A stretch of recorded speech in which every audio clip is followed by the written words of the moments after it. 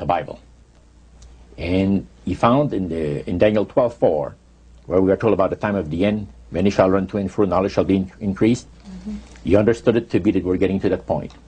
And he had, with all the spirit counselors, to change their modes of operation in order, to ensnare people. And he devised a way whereby people would disqualify themselves from being members of Christ's kingdom. And he was just very candid about this. Oh, yeah. Telling you and the rest of the group, 60 or 70 people there, the plans that close to 100 people. Lucifer had revealed to him. And by the time the council came to a close, they had three major policies that were going to be followed. First, they were to see to it that humans would be made to believe that Satan and his angels do not really exist. Because up to that time, you could walk down a street of Paris and you would have signs that would say, well, you have a soothsayer or a fortune teller of some type, and if you want to put a curse on someone, you could go and see this other old lady over there, the old witch. That's the way it goes. But now it had to change.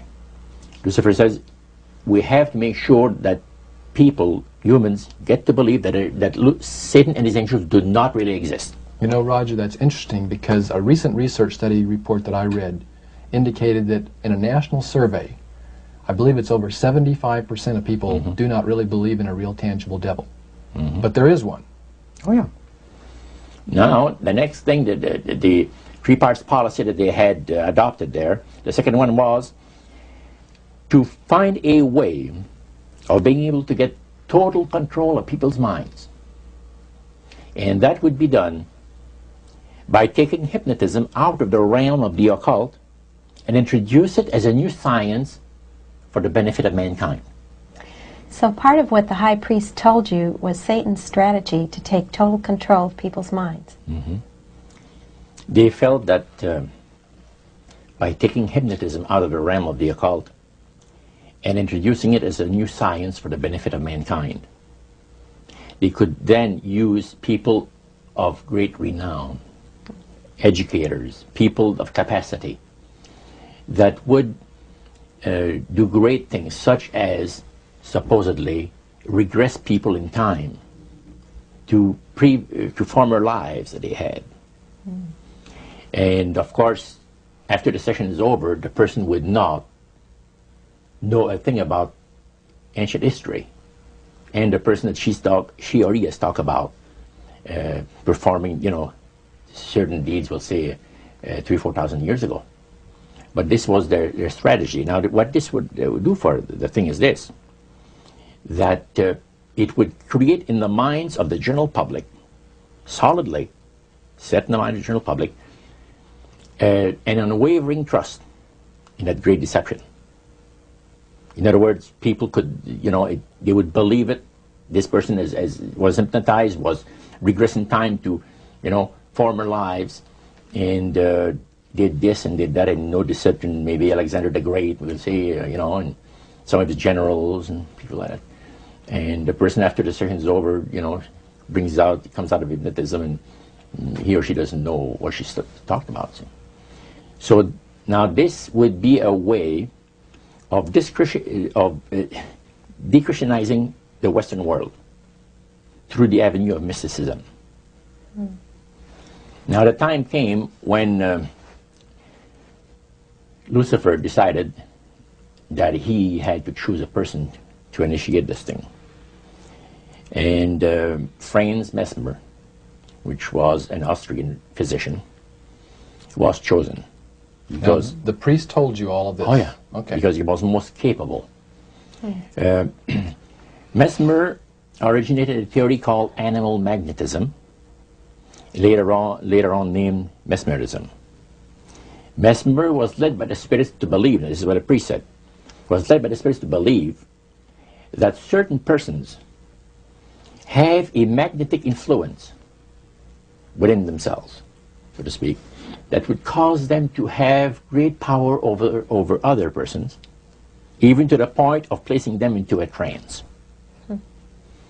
And at that time, that was readily accepted by people in general at the time that Mesmer lived. So people realize, you know, that some people get a capacity to put you into a trance. That's the way. Now, by the time that he died, in 1815, a lot of the physicians in Europe were using hypnotism as a means of anesthesia. Now, hypnotism is the same as mesmerism? That's right. Okay. So mesmerism that's been developed to a higher degree of refinement. And the priest went on saying that the plan of Satan to deceive the human family this way, he says, is the most intriguing thing to his mind. And he went on saying how it was going to be brought about.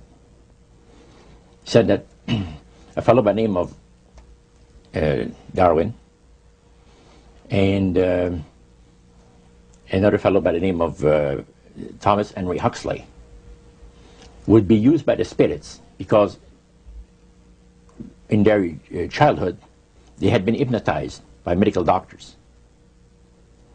And they figured that they would be real good subjects to lead the people into this belief that they had, that Satan wanted to bring into people's lives. Now, what were those 3 points again, Roger? The 3 things were, number 1, that they did not want Satan did not want the human family to think that he or his angels existed. Right. The second point that you made had to do with taking control of people's minds. That's right. The third point was what? Was to destroy the Bible without burning it. Okay. See? And what was his strategy on that? On that, it was very interesting. Because after the Great General Council, it was decided that Satan would tutor Charles Darwin personally in setting up the principles of his theories of evolution. He was tutored by Lucifer himself, fallen Lucifer. And at that time, it was understood, Satan and his spirit counselors understood that if a person was led to believe in the theory of evolution, it would, in his life, destroy completely the creation week of the Bible, the fall of man, and the plan of redemption. It would do away with it. In one fell swoop. Yeah. Now, he made a unique statement. He said that according to the spirits, anyone that teaches a theory of evolution is considered to be a minister of the great religious system. See, they call it the religious system, the theory of evolution, because it is a system of schooling people and getting them to disqualify themselves and being members of Christ's kingdom. And he said that every teacher of that theory is recognized by the spirits as a person of great value and receives a very special unction from Satan himself, giving great power to induce spiritual blindness, to convince and convert. 3 capacities are given to those teachers of the theory. Then, that's not all.